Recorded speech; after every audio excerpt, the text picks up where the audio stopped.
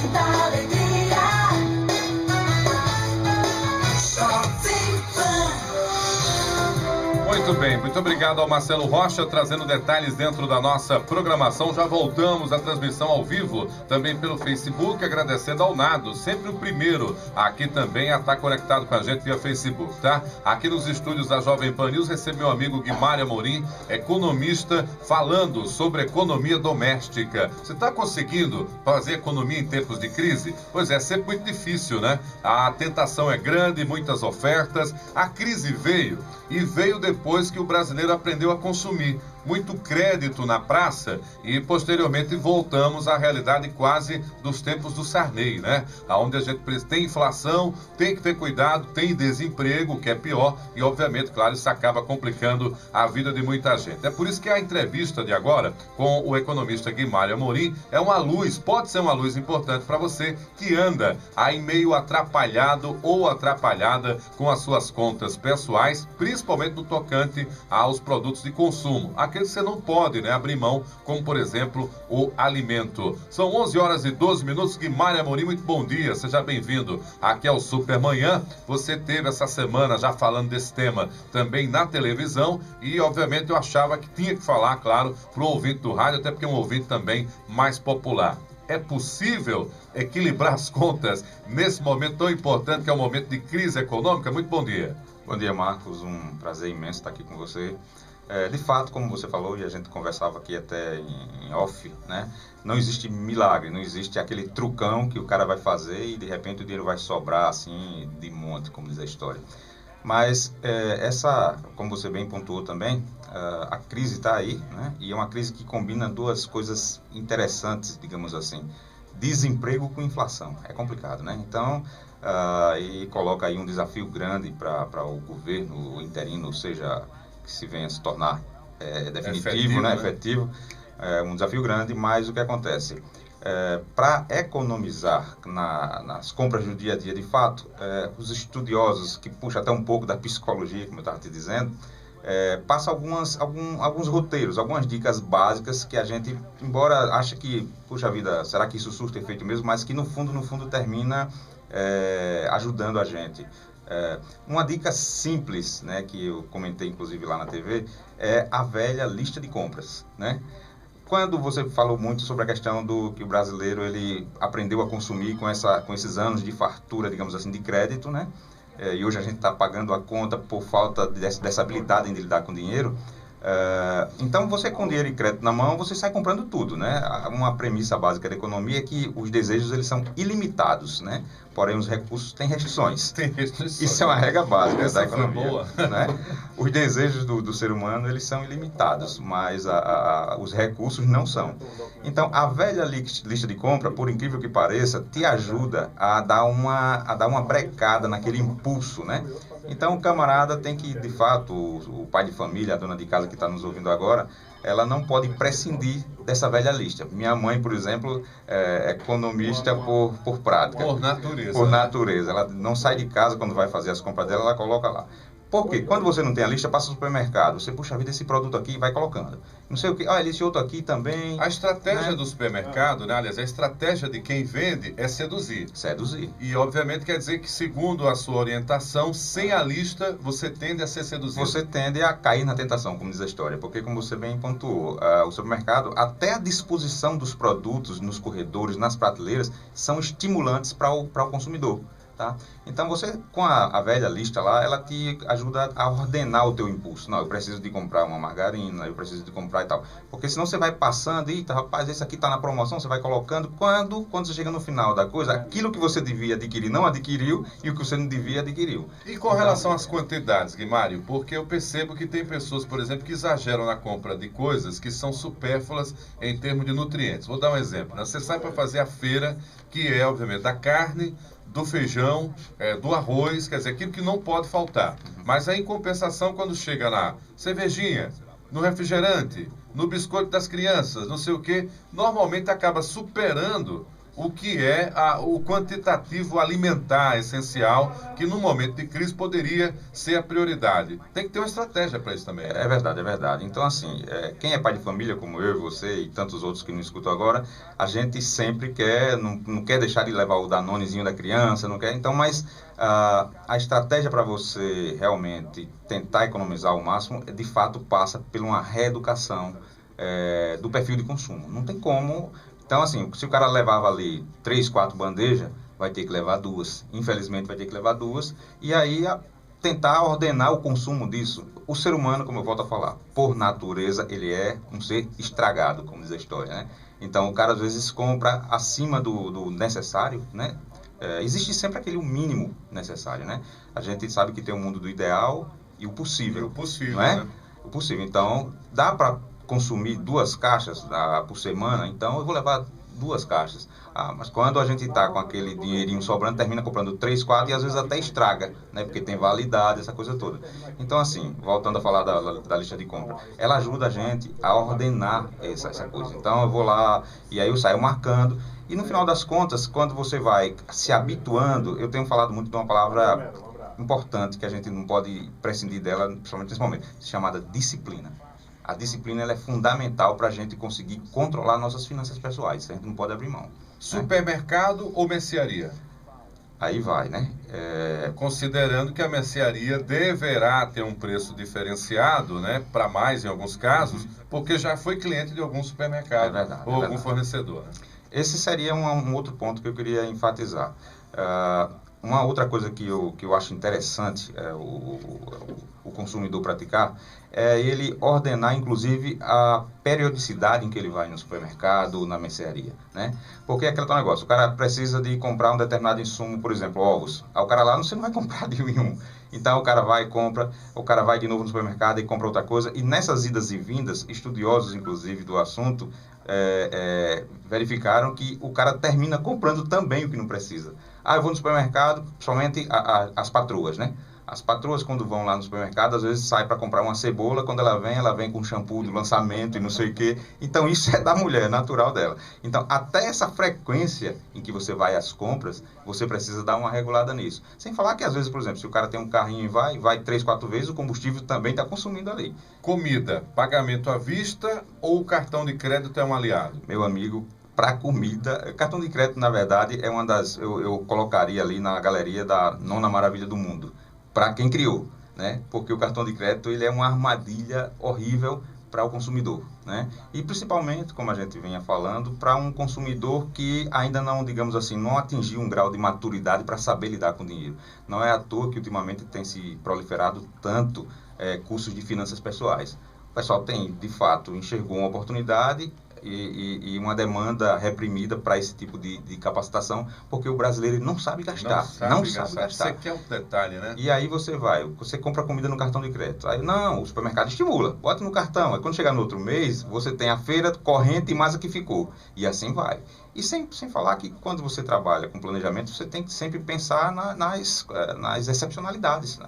Ocorreu um problema de saúde, você vai precisar gastar na saúde, aí você já vai deixar o pendura para outro mês. E aí, por aí vai. Então, você tem que trabalhar com planejamento, não tem como. Há um detalhe, isso é uma regra básica que eu tenho ouvido, né? Se uma vez comprou no cartão, tem que honrar a parcela, se foi parcelado, a parcela inteira. Porque o pagamento mínimo é também outra armadilha, já que ele embute mais juros. Rapaz, olha, os juros do cartão de crédito, ele, com a licença da palavra, é criminoso. É criminoso, né? Porque se você pegar algumas bandeiras, quando você... Porque até isso, às vezes, o brasileiro ele não costuma ver, mas dá uma olhada na fatura inteira e lá atrás eles colocam qual é o juro do refinanciamento. Tem juros de 17% ao mês. Então, como é que você consegue, ou seja, 20% ao mês? Ou seja, em 5 meses, você duplica, fazendo uma conta de padaria, né? Em 5 meses, você duplica o valor do seu débito. Então, se você paga o mínimo ali, você está se enforcando. É um caminho certo para a forca, não tem outra... Quer dizer que os juros mínimos, aliás, essa parcela mínima, que eles também fazem a propaganda, é desaconselhável. E se eu quiser entender o quanto de juros está por ali, na própria fatura, ela vai aparecer com o nome de... Não, é juros para refinanciamento. Juros para o refinanciamento. Ou seja, é refinanciando o seu primeiro acordo, que foi o do parcelamento. Exatamente. Se você paga o mínimo ali, então aquele saldo devedor, ele vai... Então, se você fizer a conta, vamos dizer, fazendo uma conta simples, 20% ao mês, em 5 meses, 2, 4, 6, né, 8, 10, você dobra. Antigamente, Guimário, né? Para você que ligou o rádio agora, eu estou com o economista Guimário Amorim, tá? Em pauta, obviamente, os gastos, as nossas contas. Estou avançando agora para um tema que você bem conhece, você que está me ouvindo, que é a questão que envolve o cartão de crédito, né? Os parcelamentos estavam girando em torno de 12 meses, de 6 a 12 meses. Algumas lojas passaram a adotar estratégia agora de pagamentos com 14 ou até 16 vezes. Isso também tem cartões que possibilitam isso. Isso é vantagem para quem adere a essa compra? Não, Marcos. Mais uma vez, isso é uma estratégia, digamos assim, das administradoras de cartão, que se aproveitam, digamos assim, de uma fragilidade de conhecimento brasileiro. Porque, às vezes, a pessoa diz, não, a parcela caiu, porque se eu dividir em 10 é uma, se eu dividir em 14, obviamente, a parcela termina caindo um pouco. Mas olha a taxa de juros que está por trás desse parcelamento. Então, na verdade, força você a pagar, às vezes, a sua conta 2 vezes e meia, 3 vezes e meia, né? Então, se você, na verdade, o cara, alonguei meu prazo, o endividamento foi alongado, ok. Mas quando você vai olhar a taxa de juros embutida ali, e você for fazer a conta, multiplica essa parcela pela quantidade, pelo valor, né? O valor da parcela pela quantidade de vezes que você vai pagar. Mas aí o cara diz, mas isso é o que eu posso pagar. Enfim, não existe... Ele põe na cabeça isso. Então, o brasileiro é assim, né? Ele diz, não, eu vou comprar um carro. Porque aí eu posso divide pagar. em 70, 80 parcelas, cabe no meu bolso. Mas, na verdade, quando você vai fazer a conta, você está pagando 2 carros. A verdade é essa, 2 carros e meio. Aí é brincadeira, né? Então, você tem que olhar para isso. Então, isso parte exatamente. Era mais vantagem o cara poupar um pouco, tentar acumular, estou falando num período sem crise, digamos assim, né? Tentar acumular uma poupança razoável para dar uma entrada maior, né? Programar, dar uma entrada maior, e assim ele conseguir parcelar, parcelar num prazo mínimo possível e tentar fugir logo dessa situação. O que é que a sua experiência tem mostrado? O gasto ou os valores agregados a alimentos, por exemplo, eles têm aumentado de fato, ou o alimento tem aumentado dentro de uma realidade e a nossa renda foi que caiu? Não, a nossa renda caiu porque por conta da inflação. A inflação, trocando em miúdos, é a perda do poder de compra. Então, se você tinha R$10, você dava para comprar, fazer um exemplo, 10 pães, você com esses R$10 hoje só compra 8, digamos assim. A inflação, trocando em miúdos, é isso. Então, você perdeu o seu valor de compra. O consumo do supermercado, saiu uma matéria essa semana passada, numa determinada TV, mostrando que as vendas caíram. E não é por outra razão, porque se a renda cai, o camarada que comprava uma cesta de produtos com 10 itens, digamos assim, está comprando 8 itens. Então, termina refletindo na quantidade de vendas também no supermercado. Os atacados passaram a ser uma realidade na capital alagoana, né? Ou durante muito tempo só existia uma opção de atacado, mas hoje são vários atacados para alimentos. O que é que há de vantagem na compra do atacado, para quem está nos ouvindo, se você pudesse dar essa orientação? Não, então, essa seria uma das outras situações que eu queria trazer como dica também. Hoje a sociedade ela tem, sobretudo, hoje, por exemplo, qualquer pessoa consegue acessar a internet de um smartphone, de uma lan house, que até um tempo até explodiu aí o número de lan house. Muitos desses supermercados ou atacados, geralmente eles fazem algumas promoções de itens, né? Por negociações com fornecedores, e às vezes categorias inteiras de produto estão em promoção, né? Então, você compra o seu gênero alimentício, sei lá, o seu cereal, um determinado supermercado, comprou ali, mas aí você, acessando o site desse atacado, desse supermercado, ou então às vezes pega naqueles encartes, você encontra linha de limpeza, está em promoção, tal. Então, às vezes vale a pena você segmentar essa compra. Eu vou sair, fazer minha feira quinzenal. Então, nessa quinzena eu vou comprar o tal linha de produto no supermercado tal, mas aquele outro supermercado, o atacado, está fazendo a promoção e eu vou comprar lá a linha de limpeza, a linha de legumes e verduras e tal. É um produto não perecível, um produto não perecível e tal coisa. Em relação aos atacados, realmente chegaram muitos novos atacados aqui em Alagoas, né? Aqui em Maceió, e às vezes é vantagem sim, você sair e comprar o não perecível lá, dependendo do preço em comparação a outro atacado, vale a pena você comprar ali para um período maior. Eu não sei se eu preciso ser tão radical, tá? Mas o não perecível é aquele que não apodrece, tá? Isso. Mas Mas eu acho que para ficar bem claro para você que não se estraga, né? Vamos usar uma palavra mais leve. Usando como exemplo o material de limpeza. Material de limpeza, que foi o exemplo que o Guimário deu, obviamente todos vão ter. Higiene pessoal também, né? Higiene Limpeza pessoal, da isso. casa e também higiene pessoal. Os alimentos, aí é onde você tem que ter esse equilíbrio. A seca, Guimário, aliado ao processo de inflação, né, e de aumento dos preços, também contribuiu para que muita coisa natural aumentasse de preço, né? O exemplo clássico aí foi o feijão, né? Quem comprava feijão a R$2, R$3, passou a comprar feijão a 16, então o pessoal das redes sociais não perdoa, criaram aí. Os memes, né, as brincadeiras, né? Sou rico, como feijão, né? Então, tinha gente até dizendo, vou comprar um carro e pagar a parcela em feijão. Agora, veja só, o nordestino, né, a gente passou a consumir o feijão carioca, né, carioquinha, que não é produzido no Nordeste. Então, naturalmente, ele já chega aqui com um preço majorado, que é o preço de quem faz o transporte, né? Exatamente. Vai tirar naquele valor final o frete e também o combustível. Então, se a gente mudasse para a fava, que talvez fosse produzida na região aqui ao lado, tem mais ou menos o mesmo valor nutritivo, mas é um produto diferente. É uma mudança de cultura também, né? Exatamente. Isso é uma outra coisa que está lá na listinha das dicas, exatamente essa substituição, né? Então, o camarada só comprava uma coisa interessante, por exemplo, você falou aí a questão do estímulo ao consumo. O marketing como ciência, ele se preocupa exatamente nisso, estimular determinada marca. Então, o camarada vai achando, e nem sempre o mais caro, ele é diferente no sentido da efetividade do mais barato. Então, puxa vida, não, eu vou comprar esse aqui porque esse aqui faz isso e aquilo, mas às vezes o que está do ladinho por 20% de um preço menor, ele consegue ter a mesma eficácia daquele. Só que o marketing estimula você, não, compra esse aqui, que esse aqui é o velho, esse aqui é o que mais, né, tem mais eficiência. Detalhe, né, escolha da marca, né? Então, quer dizer que você pode encontrar produtos, né, no dia a dia, aí que tem a mesma eficácia, a mesma condição para a utilização, porém com um valor mais barato. É até uma estratégia, né, da indústria também ter essas alternativas. Esse assunto não se esgota aqui, até porque essa dinâmica do consumo, ela é diária. Mas eu precisaria, nessa reta final, saber de você se o cenário do início do ano, ele já está melhor nesse momento, ou a gente ainda vai conviver, de acordo com a leitura que você faz dos fatos, com esse cenário de crise? Ó, Marcos, eu e a maioria dos economistas que acompanha o cenário aí, chegou assim um certo consenso de que parou de piorar, tá? A gente ainda, eu creio que a gente ainda não iniciou a retomada, né? Afinal, o país entrou num processo de desequilíbrio econômico, né? Como eu te falei, hoje a gente tem desemprego, com inflação, as contas públicas estouradas, né? Então, só para você ter uma ideia da dimensão disso, antes de começar o processo de impeachment, a previsão do déficit fiscal para 2017, né, o orçamento do ano que vem, era de 160, 170 bilhões de reais.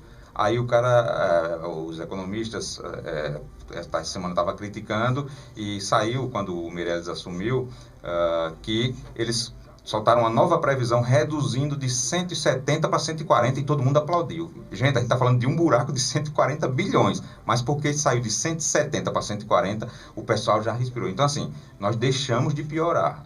O sentimento geral é esse. Agora, o processo de retomada, eu creio que ainda vai demorar um pouco. Pois é, isso vai afetar, né, o consumo naturalmente também no dia a dia, né? Um detalhe importante, Guimarães, aí que a gente não entende, né, os leigos de um modo geral, por que com tanta crise quem faz um produto que é supérfluo, já que o carro, né, no dia a dia a gente vive sem o carro, a não ser que você seja um trabalhador que dependa diretamente do carro como ferramenta, ele não cai de preço, né? Muito raramente isso acontece. Inclusive, o preço do Brasil, ele vem tabelado das origens das montadoras que são estrangeiras, né? Isso é uma realidade. E o dos alimentos, são poucas as empresas no Brasil, ou pelo menos as que fazem divulgação disso, que tentam reduzir o seu preço para garantir uma média de consumo. Ou seja, a expectativa é sempre do lucro, né? É verdade. O lucro, Marco, na verdade, ele não é... recentemente eu estava fazendo uma caminhada na orla e uma passeata e o pessoal batendo muito nos lucros. O lucro, ele não é vilão.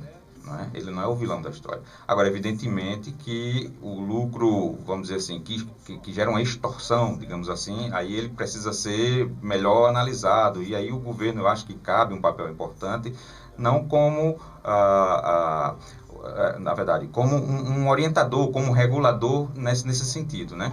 Mas o lucro ele não é vilão. O lucro é importante porque é através do lucro, se uma empresa que não dá lucro, ela não consegue investir, né? Por exemplo. Então, se todos os recursos são consumidos no processo e não gera lucro, a empresa não consegue investir e tal.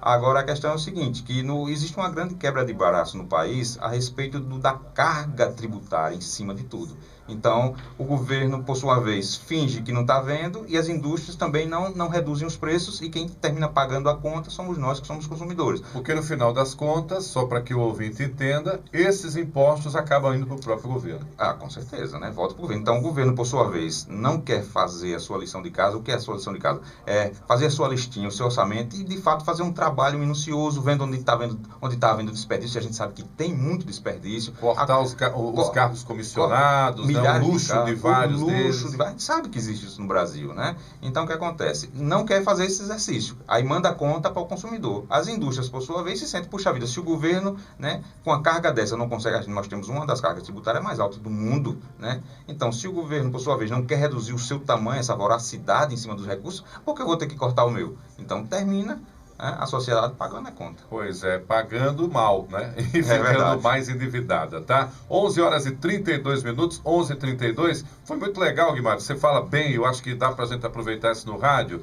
Tem um tipo de problema, que é um problema grave, que eu acho que a gente pode abordar numa outra entrevista, caso você tenha tempo e dentro aí da sua agenda, é exatamente os super endividados. Aquelas pessoas que chegam num nível de endividamento que realmente não dá nem para sobreviver. Isso está acontecendo com algumas manobras que algumas empresas fazem contra aposentados, mas há também aquela pessoa simples do dia a dia que não consegue realmente pagar as suas dívidas, estão há 2, 3 anos com dívidas e cartões de crédito que se arrastam e ficam praticamente impagáveis. Acho que poderia ser um tema a gente falar como não entrar nessa roda e tentar dar uma alternativa para quem está dentro dela. Eu lanço esse desafio também para você. Engraçado que esse tema ele vem rondando a minha cabeça já há algum tempo. Viu? É bem bacana Fique aí. De se falar. Quando você tiver os dados, é só a gente combinar com a nossa produção. E de fato, se você analisar, os índices de pessoas endividadas no país cresceu bastante por conta da crise, do desemprego e tudo mais. Mas existe também um enredo por trás disso aí que precisa ser desvendado, viu? Em relação a como sair desse buraco. Os super endividados pode ser o tema da próxima presença, próxima vinda do Guimarães Amorim aqui nos estúdios da Jovem Pan News. Prazer revê-lo, sucesso na caminhada, a gente Muito volta obrigado a se pela falar. oportunidade. Um grande abraço. Valeu, são 11 horas e 33 minutos.